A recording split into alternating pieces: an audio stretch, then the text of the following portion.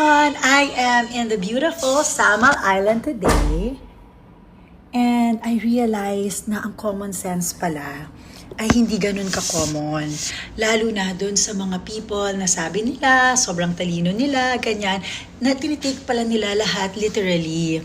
Gusto ko lang i-share sa inyo na nagre-resurface ulit yung video na ginawa ko back in 2022. Si Robin nung nasa bilibid nakapagpasa na ng batas. Okay, without even being a senator. Ginawa ko yung video na yon kasi si Robin tumatakbo nun. And praise God, bait ng Panginoon, mahal naman siya ng tao. So anyway, nung panahon na yon, nung tumatakbo siya, sabi, si Robin Padilla hindi qualified kasi hindi naman niya nagtapos ng pag-aaral. So kinorekt ko yon. Sabi ko, si Robin nakatapos ng criminology.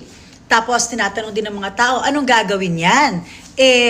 Ang trabaho ng isang senador gumawa ng batas. So sinabi ko na nasa bilibid pa lang siya, gumagawa na sila ng batas. Si Robin nung nasa bilibid nakapagpasa na ng batas. Okay, without even being a senator. Tinake yan ng literally. Siyempre, hindi ka naman makakapagpasa ng batas kung hindi ka senator, kung hindi ka legislator. Pero siya po kasi yung case study niyan. Siya po kasi yung dahilan kaya nabuo yung pag-amend nung batas na yon, known as the Robin Padilla Law, ang RA 8294. So eto na nga, sa tingin nyo ba tayo yung mga matatalino dyan, nung ginagawa yung batas na yan, nung dinadraft yung batas na yan, sino kaya ang pinuntahan nila? Question, in-interview, kinausap para makagawa ng batas. Diba si talaga? Robin? Ano ba nangyari nung panahon na yon? Ano yan Yan yung Presidential Decree 1866. Nung dineclare ang martial law, nagkaroon ng matinding punishment ang mahuhulihan ng baril. Kasi nung panahon na yan, matindi ang rebellion. Kaya ang naging sentensya niyan ay kung hindi death sentence, light sentence. Ngayon, nung tayo po ay nangulungan, nagkaroon ng pagkamulat yung ating mga mambabatas. Nakita nila na ang tagal na nito, martial law pa, 1995 na, bakit hindi pa natin to naamendahan?